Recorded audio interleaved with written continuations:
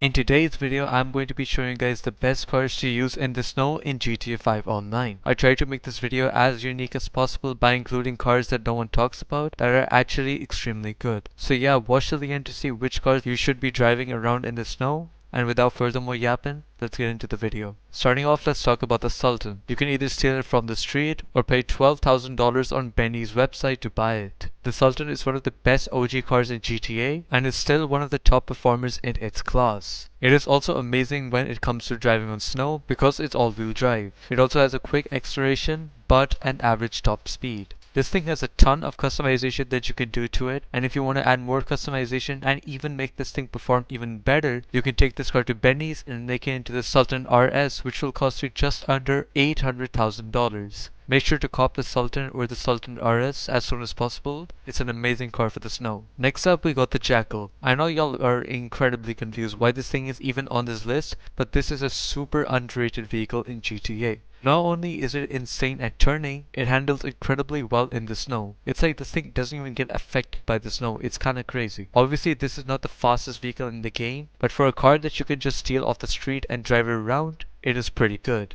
You can also save this as your personal vehicle by paying almost $10,000 for insurance in an LS Customs, or if you have an auto shop, you can just claim this car as your personal vehicle for free. This thing also has some customization, not a lot, but at least more than the Jester RR wide body. Now unfortunately you won't be able to find this vehicle on the websites, so you have to look for it on the street. Next up we got the Bifta. This thing will cost you only $75,000, and this thing is an amazing buggy with extreme amount of performance. This thing can gap majority of pickup trucks and SUVs in the game, which is mind-blowing. This thing has really good acceleration and a super high top speed, and it can perform incredibly well in the snow. Now I do want to say that this thing can be a little oversteery in the snow, so you do have to take some time in learning this thing, and once you do, you can actually make this thing super fun to drive. Unfortunately, this is a removed vehicle, so you can't buy it off any websites. Therefore, if you have any person that you can buy this thing off, you should. Otherwise, you have to wait for it to come in showrooms like Simeon's in the snow season, so if it does come to any showroom during the snow season, make sure to buy this instantly. Next up, we got the F1 cars. These things will give you a ton of acceleration and traction in the snow, which is actually pretty surprising. Obviously, it's because of GTA's physics and shit. F1 cars wouldn't be this good in the snow in real life. To be real with you, this thing is actually kinda crazy when it's off-roading. It just like randomly just goes almost as fast as the best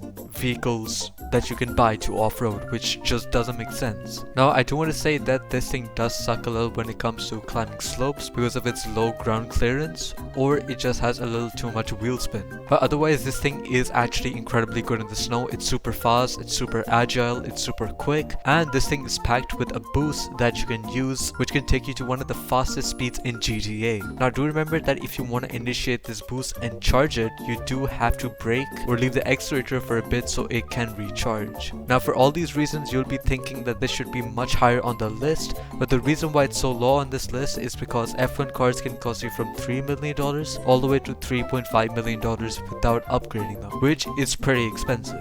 Therefore, if you're watching this video and you could buy an F1 car for the snow, I wouldn't say you should get it. You should probably get anything else on this list, unless you obviously want to buy it and you have a ton of money. But if you already have the F1 car, I would actually recommend you guys use it. Just before we carry on with the video, I do want to say that 95.3% of the people who watch my videos are not subscribed. So make sure you subscribe because I'm going to be giving you guys content on all the new things in this DLC as fast as possible. So yeah, let's get back into the video. Next up, we got the Savestra. I hope I'm pronouncing it right. Now, this thing is an extremely agile car which is surprisingly super fast in GTA. It has incredible acceleration which is backed up with a really good top speed. It's also got pretty good turning as well as strong brakes. In the snow, this thing becomes a little fun rally car. Just be mindful of hitting things like traffic or bushes, because if you do, this thing will either have a terrible crash out, or if it's a bush, it'll easily spin out. The Savestra is also a little oversteery, so it can lose you a little time when you're going around tight corners, and if you do understand how to overcome that oversteer, it is actually really good. This thing will cost you $990,000, which is actually an amazing price for what you're getting, so if you can buy it, go ahead. Next up, we got the Desert Raid. You can buy this thing for just under $700,000, which is super good for what you're getting. This thing has amazing traction and acceleration. on-road and off-road. Surprisingly, this thing gets more traction when it's off-road, so in the snow it is actually so good that it can literally topple over because of its grip. So for that reason, you should be careful and reduce your suspension height, as well as put on an underglow to reduce your center of gravity. It does minimize it from toppling over, but it doesn't fully, so I would recommend you shouldn't be taking too many tight corners off-road. Now this thing surprisingly has a really high top speed compared to the rest of the cars in its class, which is pretty cool. Now if you want a better understanding of how this car feels, it just feels like a cheaper version of the Draugur, which is almost as good as it in every way. So yeah, make sure to get the Desert Raid if you can. Next up we got the Caracara 4x4. This thing will cost you $850,000. Not only is it one of the best pickup trucks in the game, it is incredibly good on the snow. This thing has the perfect amount of oversteer and understeer, making it extremely controllable. It has real good acceleration, but unfortunately it doesn't have the best top speed. I don't know why it feels so slow when it comes to the top speed, but unfortunately it does. Now you can also use the Caracara 6x6 if you have it, because they're almost equally good. The Caracara 6x6 just has a slightly greater top speed, but everything else about the car is much worse than the Caracara 4x4, so if you have the 4x4, you should use it, but if you have the 6x6 only, you could also use that. It does not really matter that much. Next up on the list we got the Chavos V6. Now hear me out. You guys might be thinking I'm insane, but this thing is actually incredibly good.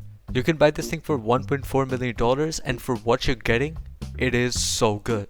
Now this thing makes the snow look like it's a side quest boss. It's that insane. This thing does not oversteer on the streets at all and makes it feel like you're just driving on a normal road with no snow. Now it does get a little oversteery when it's off-roading, but that is expected. However, it's super controllable, making this thing super agile and quick when off-roading. I would recommend you guys from not picking off-road tires on this thing, because it just makes this thing feel understeery, which weakens its performance off-road, as well as keep a spoiler to increase your traction. Now this thing doesn't have the craziest acceleration nor top speed, but the turning really makes up for it. This thing is amazing, you guys should really check it out. Next up we got the Kamacho. This thing is a tank of a vehicle that you can get for only $345,000. Which is so cheap, knowing that this is one of the best off-road vehicles in GTA. This is again one of the few vehicles on this list that makes it look like there's no snow. This thing has super good acceleration with a pretty decent top speed, and it turns extremely well, and the brakes are just flawless. This thing is a super heavy vehicle, so if you do get into a crash, this thing won't be too affected by it. It also can climb mountains and shit really good. So if you don't have it already, make sure to buy it right now. Next up we got the Vigilante. I know you guys are super confused because everyone knows that the Vigilante is horrendous. But I'm here to tell you that this thing is actually good in the snow. Now one problem with the Vigilante is that it does get a little understeery. But in the snow, this thing actually does much better when it's turning, which is actually really surprising. Knowing that this thing is super heavy, you could push vehicles out of the way, so it does make it easier to drive around the map. This thing has super good acceleration as well as a really high top speed, and is paired up with a boost, making it go extremely fast.